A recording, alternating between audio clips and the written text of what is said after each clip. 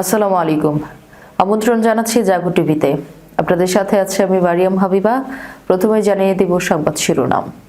যেভাবে ইরানের সর্বোচ্চ নেতা আয়াতুল্লাহ খামেনির কাছে পরাজিত হলো ট্রাম্প, নেতানিয়াহু, ব্রিটিশ সংবাদ মাধ্যম দ্য গার্ডিয়ান এর এক বিশেষ প্রতিবেদন। ইরানে আঘাত হানতে প্রস্তুত নয় মার্কিন সেনাবাহিনী, মার্কিন সংবাদ মাধ্যম এনবিসি নিউজের সূত্রের বরাত দিয়ে দ্য টেলিগ্রাফের চাঞ্চল্যকর প্রতিবেদন। ইরানের রাজধানীতে ব্যাপক সড়ক নিরাপত্তা বাহিনী টহল দিচ্ছে বিপ্লবী গার্ড। সৌদি ও তুরস্কের সঙ্গে প্রতিরক্ষা চুক্তি নিয়ে মুখ খুললেন পাকিস্তানের মন্ত্রী। গ্রিনল্যান্ড নিয়ে যুক্তরাষ্ট্রের মুখোমুখি ইউরোপ, সেনা পাঠাচ্ছে 7 দেশ। ইরানে যুক্তরাষ্ট্রের হামলা ঠেকিয়েছে সৌদি, ওমান ও কাতার। ক্ষমতার দ্বন্দ্বে তালেবানের শীর্ষ পর্যায়ের কোন্দল প্রকাশ্যে। ইউক্রেনের সেনা সংকট তীব্র, ইউক্রেনের 2 লাখ সেনা নিরুদ্দেশ। শুনছিলেন সংবাদ শিরোনাম, এবারে বিস্তারিত। ইরানের সর্বোচ্চ নেতা আয়াতুল্লাহ খামেনির কাছে পরাজিত হলো ট্রাম্প, নেতানিয়াহু।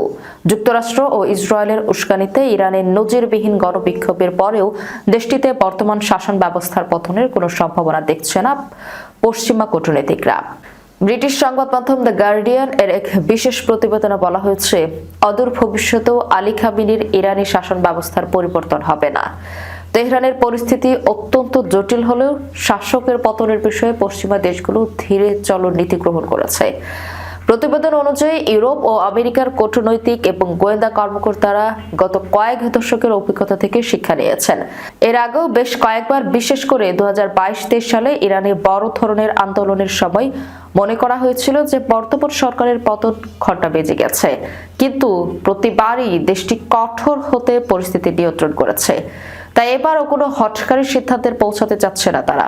পশ্চিমা বিশ্লেষকদের মতে যে কোনো শাসন ব্যবস্থার পতনের জন্য নিরাপত্তা বাহিনী বা সামরিক বাহিনীর ভেতরে বড় ধরনের ফাটল থাকা প্রয়োজন।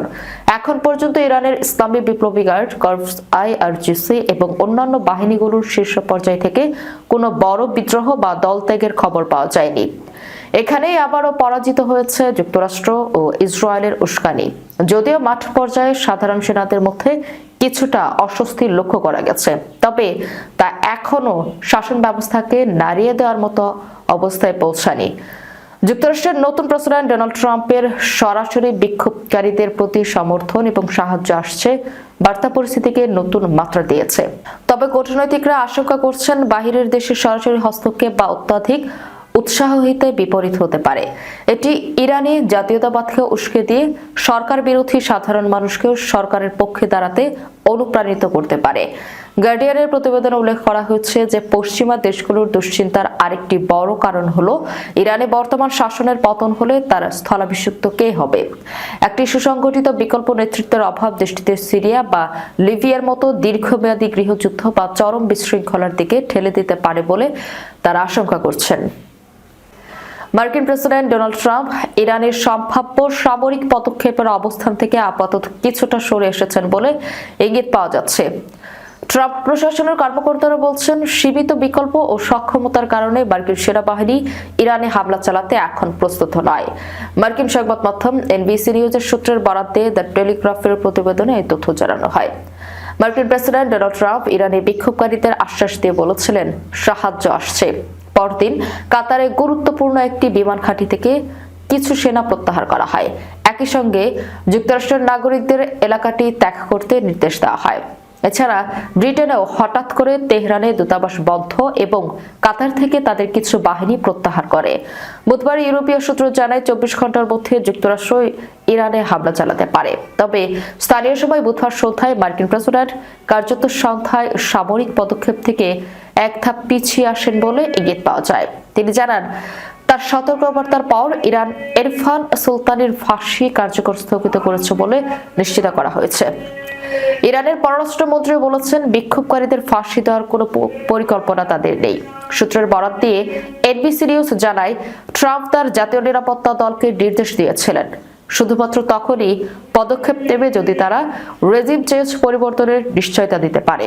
কিন্তু কর্মকর্তারা এই ধরনের আশ্বাসের দিতে পারেনি বলে জানা যায়। বরং কর্মকর্তারা সতর্ক করেছেন যে তেহরানে যে কোনো ধরনের সামরিক পদক্ষেপ সপ্তাহব্যাপী অঞ্চল জুড়ে সংঘাত ছড়াতে পারে, যেখানে ইরান পাল্টা কঠোর প্রতিক্রিয়া জানানোর হুমকি দিয়েছে। সূত্র জানায়, ইরানে হামলার জন্য এই অঞ্চলে যুক্তরাষ্ট্রের পর্যন্ত সামরিক সরঞ্জাম না থাকা, তাদের বাহিনী ও ঘাঁটিগুলোকে সুরক্ষা দেওয়ার সক্ষমতা কম, এমন উদ্বেগও রয়েছে। তথ্যসূত্র দ্য টেলিগ্রাফ। ইরানের রাজধানীতে ব্যাপক সড়ক নিরাপত্তা বাহিনী টহল দিচ্ছে বিপ্লবী গার্ড। টানা কয়েকদিনের সহিংসতার পর ইরানের রাজধানী তেহরানের নিরাপত্তা জোরদার করা হয়েছে। রাজধানীর প্রায় সব জায়গায় চেক পয়েন্ট বসানো হয়েছে বলে জানিয়েছেন সেখানকার বাসিন্দারা। সংবাদ মাধ্যম আল জাজিরাকে তারা বলেছেন, আগামী কয়েকদিনে কি হবে এ নিয়ে তারা উদ্বিগ্ন। নাম গোপন রেখে এক বাসিন্দা বলেছেন, রাজধানী ও অন্যান্য জায়গায় বিপুল সেনা উপস্থিতি দেখা যাচ্ছে। সব জায়গায় চেক পয়েন্ট, পুলিশ সবাইকে থামাচ্ছে এবং রাস্তাঘাটে বিপ্লবী গার্ডের সেনাদের দেখা যাচ্ছে। এছাড়া সশস্ত্র বাহিনীর সদস্যরা মোটরসাইকেলে করে বিভিন্ন জায়গায় টহল দিচ্ছে। এই বাসিন্দা জানিয়েছেন, বিক্ষোভে যারা মারা গেছেন তাদের সন্ত্রাসী অথবা সন্ত্রাসী হামলার শিকার হিসেবে অভিহিত করেছে সরকার। যারাই সরকার স্থাপনায় হামলা চালাচ্ছে তাদের সন্ত্রাসী হিসেবে বলা হচ্ছে। তিনি বলেন, এখানে অনেক অনিশ্চয়তা চলছে, অনেক মানুষ উদ্বিগ্ন। কয়েকজন বাসিন্দা জানিয়েছেন, অনেকেই আশা করছেন যুক্তরাষ্ট্র শিগগিরই হামলা চালাবে, তবে এ নিয়ে তারা দ্বিধা বিভক্ত। তারা ভাবছেন, যুক্তরাষ্ট্র হামলা চালালে কি সরকারের কিছু হবে নাকি পরিস্থিতি আরো খারাপ হবে। তেহরানে অনেক মানুষ মারা গেছেন উল্লেখ করে অপর এক বাসিন্দা বলেছে, এই শহরে অনেক মৃত্যু, দুঃখ ও ক্ষোভ। এদিকে ইরানে যুক্তরাষ্ট্র হামলা চালাবে না বলে ইরানকে জানিয়েছেন যুক্তরাষ্ট্রের প্রেসিডেন্ট ডোনাল্ড ট্রাম্প। একই সঙ্গে ইরানকে সংযম পরিদর্শনের আহ্বান জানিয়েছেন তিনি। সূত্র আল জাজিরা। সৌদি ও তুরস্কের সঙ্গে প্রতিরক্ষা চুক্তি নিয়ে মুখ খুললেন পাকিস্তানের মন্ত্রী। প্রায় এক বছর ধরে আলোচনার পর পাকিস্তান, সৌদি আরব ও তুরস্ক একটি ত্রিপক্ষীয় প্রতিরক্ষা চুক্তির খসড়া প্রস্তুত করছে বলে জানিয়েছেন পাকিস্তানের প্রতিরক্ষা উৎপাদন মন্ত্রী। বার্তা সংস্থা রয়টার্সকে পাকিস্তানের প্রতিরক্ষা উৎপাদন মন্ত্রী রাজা হায়াত হাররাজ বলেন, 3 আঞ্চলিক শক্তির মধ্যে সম্ভাব্য এই চুক্তিটি সৌদি পাকিস্তান দ্বিপক্ষীয় প্রতিরক্ষা চুক্তি থেকে আলাদা। চুক্তিটি চূড়ান্ত করতে 3 দেশের মধ্যে পূর্ণ ঐক্যমত্য প্রয়োজন বলেও জানান তিনি। পাকিস্তান, সৌদি আরব, তুরস্ক ত্রিপক্ষীয় চুক্তির এরই মধ্যে পাইপলাইনে রয়েছে। খসড়া চুক্তিটি 3 দেশের কাছেই রয়েছে। সবাই বিষয়টি নিয়ে আলোচনা করছে। এই খসড়া প্রায় 10 মাস ধরে রয়েছে। এদিকে বৃহস্পতিবার ইস্তাম্বুলে এক সংবাদ সম্মেলনে ত্রিপক্ষীয় প্রতিরক্ষা চুক্তির বিষয়ে সাংবাদিকদের প্রশ্নের জবাবে তুরস্কের পররাষ্ট্রমন্ত্রী হাকান ফিদান বলেন, আলোচনা চলছে, তবে এখনো কোনো চুক্তি স্বাক্ষরিত হয়নি। এই অঞ্চলে বহিরাগত অবিশ্বাস দূর করতে বৃহত্তর সহযোগিতা ও পারস্পরিক আস্থার প্রয়োজন রয়েছে। যে অবিশ্বাস থেকে ফাটল ও সমস্যা তৈরি হয় এবং এর ফলে বহিরাগত আধিপত্য, যুদ্ধ কিংবা সন্ত্রাসজনিত অস্থিতিশীলতা দেখা দেয়। তিনি আরো বলেন, এগুলোর সমাধানে আমাদের একটি প্রস্তাব রয়েছে, বিশেষ করে নিরাপত্তা ইস্যুতে সব আঞ্চলিক দেশকে নিয়ে একটি সহযোগিতা প্ল্যাটফর্ম গড়ে তোলা। এর আগে ব্লুমবার্গ এর বরাত দিয়ে এনডিটিভির এক প্রতিবেদনে জানিয়েছে, পশ্চিমা সামরিক জোট ন্যাটোর সমষ্টিগত প্রতিরক্ষা কাঠামোর আদলে গড়ে ওঠা সৌদি আরব পাকিস্তান নিরাপত্তা ব্যবস্থার অংশ হতে আলোচনা চলছে তুরস্কের সঙ্গে। প্রস্তাবিত এই চুক্তিতে ন্যাটোর অনুচ্ছেদ 5 এর মতোই বলা হয়েছে যে জোটের এক সদস্যের বিরুদ্ধে যে কোনো আগ্রাসনকে সবার বিরুদ্ধে হামলা হিসেবে গণ্য করা হবে। প্রতিবেদন অনুসারে প্রথমে রিয়াদ ও ইসলামাবাদের মধ্যে সম্পাদিত এই নিরাপত্তা সমঝোতা এখন আঙ্কারার বিষয়টি উল্লেখযোগ্য অগ্রগতি পেয়েছে। গ্রিনল্যান্ড নিয়ে যুক্তরাষ্ট্রের মুখোমুখি ইউরোপ, সেনা পাঠাচ্ছে 7 দেশ। আঞ্চলিক নিরাপত্তার অজুহাতে গ্রিনল্যান্ড দখলে অনড় মার্কিন প্রেসিডেন্ট ডোনাল্ড ট্রাম্প। এই পরিস্থিতিতে আর্কটিক দেশটিতে সামরিক উপস্থিতি জোরদার করতে শুরু করেছে ইউরোপের দেশগুলো। বার্তা সংস্থা রয়টার্স জানিয়েছে, বুধবার সন্ধ্যায় ওয়াশিংটনে মার্কিন ভাইস প্রেসিডেন্ট জেডি ভ্যান্সের সঙ্গে ডেনমার্ক এবং গ্রিনল্যান্ডের কর্মকর্তাদের বৈঠকটি মৌলিক মতবিরোধ এর সমাধান ছাড়াই শেষ হওয়ায় ডেনমার্কের অনুরোধে সুইডেন, নরওয়ে, জার্মানি, ফ্রান্স এবং যুক্তরাজ্য সামরিক বাহিনী মোতায়েনের ঘোষণা দেয়। এর অংশ হিসেবে বৃহস্পতিবার ফ্রান্স ও জার্মানির সেনা সদস্যরা গ্রিনল্যান্ডে পৌঁছেছেন। জার্মান প্রতিরক্ষা মন্ত্রণালয় জানিয়েছে, বৃহস্পতিবার সকালে একটি বিমান করে 13 সদস্যের একটি জার্মান নজরদারি দল গ্রিনল্যান্ডের রাজধানী নিউকে পৌঁছায়। গ্রিনল্যান্ডের সেনা মোতায়েনে যুক্ত হয়েছে ফ্রান্সও। লন্ডনে নিযুক্ত ফরাসি রাষ্ট্রদূত অলিভিয়ে পোয়েভো দাবু বলেন, গ্রিনল্যান্ডে মোতায়েন করা ফরাসি দলে প্রায় 15 জন পর্বত বিশেষজ্ঞ রয়েছেন। ফরাসি প্রেসিডেন্ট এমানুয়েল ম্যাক্রো সামাজিক যোগাযোগ মাধ্যমে এক পোস্টে জানান, প্রাথমিক সেনাদলকে শিগগিরই স্থল, আকাশ এবং সমুদ্র শক্তি দিয়ে শক্তিশালী করা হবে। তিনি আরো বলেন, আমরা যুক্তরাষ্ট্রকে দেখাতে চাই ন্যাটো এখানে উপস্থিত। ডেনমার্ক গ্রিনল্যান্ডে নজরদারি সক্ষমতা বাড়িয়েছে এবং ইউরোপীয় ইউনিয়ন পুরো অঞ্চলের নিরাপত্তা নিশ্চিত করতে কাজ করছে। এর আগে বুধবার রাতে ড্যানিশ বিমান বাহিনীর একটি বিমান নিউক বিমানবন্দর অবতরণ করে। এছাড়া বেশ কয়েকটি ইউরোপীয় রাষ্ট্র গোয়েন্দা অভিযানের অংশ হিসেবে সেখানে সৈন্য পাঠাচ্ছে বলেও জানা গেছে, যার মধ্যে জার্মানি, সুইডেন, নরওয়ে, নেদারল্যান্ডস এবং যুক্তরাজ্যের সেনারাও থাকবেন। প্রসঙ্গত, মার্কিন প্রেসিডেন্ট ডোনাল্ড ট্রাম্প বারবার বলে আসছেন, যুক্তরাষ্ট্রের জাতীয় নিরাপত্তার জন্য গ্রিনল্যান্ড খুবই গুরুত্বপূর্ণ। কোনো ধরনের প্রমাণ ছাড়াই তিনি দাবি করেন, ভূখণ্ডটি সবসময় রাশিয়া ও চীনের জাহাজ দিয়ে ঘেরাও থাকে। ইরানে যুক্তরাষ্ট্রের সম্ভাব্য হামলা ঠেকিয়েছে সৌদি আরব, ওমান ও কাতার। এই তিন দেশের কূটনৈতিক তৎপরতায় প্রেসিডেন্ট ডোনাল্ড ট্রাম্প হামলার পরিকল্পনা থেকে সরে এসেছেন বলে জানিয়েছেন সৌদির এক কর্মকর্তা। নাম প্রকাশ না করার শর্তে বৃহস্পতিবার তিনি বার্তা সংস্থা এএফপিকে বলেছেন, গালফ অঞ্চলের তিন দেশ শীর্ষ চরম শেষ মুহূর্তের কূটনৈতিক তৎপরতা চালিয়ে প্রেসিডেন্ট ট্রাম্পকে বোঝাতে সমর্থন হয়েছেন ইরানকে ভালো মন মানসিকতা প্রদর্শনের জন্য যেন আরেকটি সুযোগ দেওয়া হয়। দেশগুলো ট্রাম্পকে সতর্কতা দিয়েছে, যদি তিনি ইরানে হামলা চালানোর নির্দেশ দেন তাহলে এই অঞ্চলে গুরুতর ধাক্কা আসবে।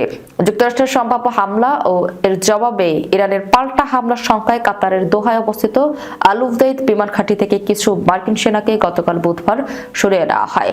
একই সঙ্গে সৌদি ও কুয়েতে অবস্থিত দূতাবাসকে সতর্কতা অবলম্বনের নির্দেশ দেওয়া হয়। জীবনযাত্রার ব্যয় বৃদ্ধি নিয়ে গত 28 ডিসেম্বর থেকে ইরানে বিক্ষোভ শুরু হয়, যা গত বৃহস্পতিবার সহিংসতা রূপ ধারণ করে। এরপর বুধবারও সহিংসতা অব্যাহত ছিল। এই বিক্ষোভ দমনে ওই 2 দিন ব্যাপী কঠোর অবস্থানে যায় দেশটির নিরাপত্তা বাহিনী। ট্রাম্প হুমকি দিয়ে আসছিলেন, যদি ইরানি বিক্ষোভকারীদের হত্যা করা শুরু করে তাহলে তারা সামরিকভাবে হস্তক্ষেপ করবেন। দিন যত যাচ্ছিল তার হুমকি তত বাড়ছিল। এতে করে হামলার সংখ্যা তীব্র হয়েছিল, কিন্তু এখন শোনা যাচ্ছে ট্রাম্প এই পরিকল্পনা থেকে সরে এসেছেন। আফগানিস্তানে মার্কিন সমর্থিত সরকারকে হটিয়ে 2021 সালে তালেবানরা ক্ষমতা দখল করেছিল। এরপর থেকে আন্তর্জাতিক নিষেধাজ্ঞা সহ নানা চড়াই উতরাইয়ের মধ্যে দেশ চালাচ্ছে তালেবান।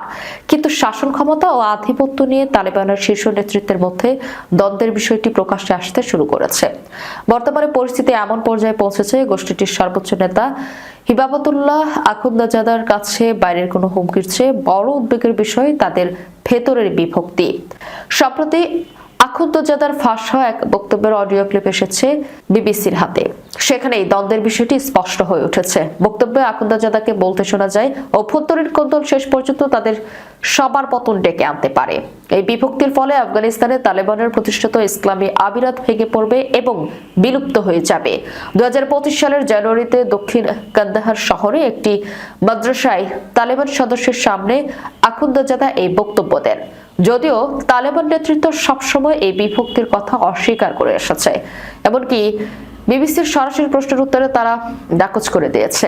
তবে এই দ্বন্দ্বের গুঞ্জনের সূত্র ধরে বিবিসি আফগান সার্ভিস গত 1 বছর ধরে অনুসন্ধান শুরু করে। তারা বর্তমান ও সাবেক তালেবান সদস্য, স্থানীয় সূত্র, বিশেষজ্ঞ এবং সাবেক কূটনীতিকদের 100টিরও বেশি সাক্ষাৎকার গ্রহণ করে। বিষয়টির সংবেদনশীলতার কারণে এবং নিরাপত্তার স্বার্থে তাদের নাম প্রকাশ না করার সিদ্ধান্ত নিয়েছে সংবাদ মাধ্যমটি।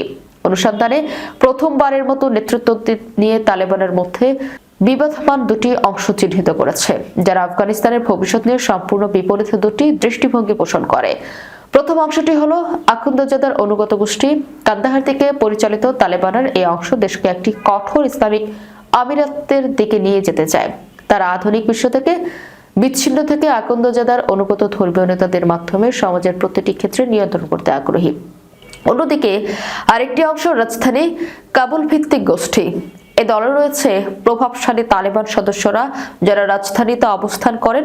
তারা এমন একটি আফগানিস্তানের কথা বলছেন যা ইসলামের কঠোর ব্যাখ্যা অনুসরণ করলেও বহির্বিশ্বের সঙ্গে যোগাযোগ রাখবে, দেশের অর্থনীতি করবে এবং এমনকি মেয়েদের শিক্ষার সুযোগ দেবে। ইউক্রেন প্রায় 2 লাখ সেনা অনুমতি ছাড়াই কর্মস্থল ত্যাগ করেছে বলে জানিয়েছেন ইউক্রেনের নতুন প্রতিরক্ষা মন্ত্রী মিখাইলো ফেদরভ। সামরিক ভাষায় একে অ্যাবসেন্ট উইদাউট অফিসিয়াল লিভ বা কর্তৃপক্ষের অনুমতি ছাড়াই নিজেদের অবস্থান ছেড়ে চলে যাওয়াকে বোঝানো হয়। বুধবার নতুন প্রতিরক্ষা প্রধান হিসেবে নিজের নিয়োগ নিশ্চিত করার ভোটের আগে ইউক্রেনীয় পার্লামেন্টে দেওয়া বক্তব্যে এমনটি জানিয়েছেন ফেদরভ। তিনি বলেন, সামরিক দায়িত্ব এড়ানোর কারণে প্রায় 20 লাখ ইউক্রেনীয় নাগরিককে বর্তমানে ওয়ান্টেড হিসেবে চিহ্নিত করা হয়েছে।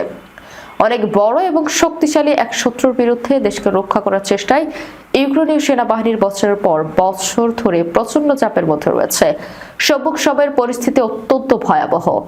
সেখানে ইউক্রেনের সেনারা জনবল ও অস্ত্রশস্ত্রে পিছিয়ে থাকা সত্ত্বেও প্রায় গুরুত্বপূর্ণ অবস্থানগুলো ধরে রাখার চেষ্টা চালিয়ে যাচ্ছে।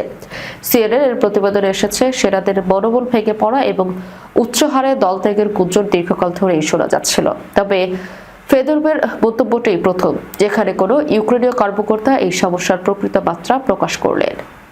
যাবার আগে শিরোনামগুলো জানিয়ে দেব আরো একবার। যেভাবে ইরানের সর্বোচ্চ নেতা আয়াতুল্লাহ খামেনির কাছে পরাজিত হলো ট্রাম্প, নেতানিয়াহু, ব্রিটিশ সংবাদ মাধ্যম দ্য গার্ডিয়ান এর এক বিশেষ প্রতিবেদন। ইরানে আঘাত হানতে প্রস্তুত নয় মার্কিন সেনাবাহিনী, মার্কিন সংবাদ মাধ্যম এনবিসি নিউজের সূত্রের বরাত দিয়ে দ্য টেলিগ্রাফের চাঞ্চল্যকর প্রতিবেদন। ইরানের রাজধানীতে ব্যাপক সড়ক নিরাপত্তা বাহিনী টহল দিচ্ছে বিপ্লবী গার্ড। সৌদি ও তুরস্কের সঙ্গে প্রতিরক্ষা চুক্তি নিয়ে মুখ খুললেন পাকিস্তানের মন্ত্রী। গ্রিনল্যান্ড নিয়ে যুক্তরাষ্ট্রের মুখোমুখি ইউরোপ, সেনা পাঠাচ্ছে 7 দেশ। ইরানে যুক্তরাষ্ট্রের হামলা ঠেকিয়েছে সৌদি, ওমান ও কাতার। ক্ষমতার দ্বন্দ্বে তালেবানের শীর্ষ পর্যায়ের কোন্দল প্রকাশ্যে। ইউক্রেনের সেনা সংকট তীব্র, ইউক্রেনের 2 লাখ সেনা নিরুদ্দেশ। এ ছিল এখনকার মতো। পরবর্তী সংবাদ দেখার আমন্ত্রণ রইল। ধন্যবাদ সবাইকে। আল্লাহ হাফেজ।